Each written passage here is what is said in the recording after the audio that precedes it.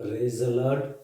ప్రభువైన యేసు క్రీస్తు నామములో మీ అందరికీ ఉదయకాలపు శుభాలు తెలియజేయుచున్నాను.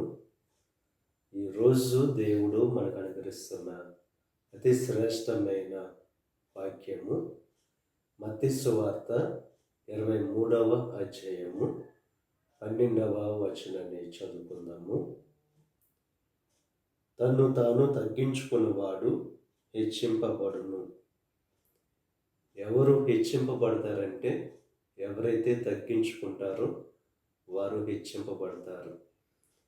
ఎవరైతే హెచ్చించుకుంటారో వారు తగ్గింపబడతారు.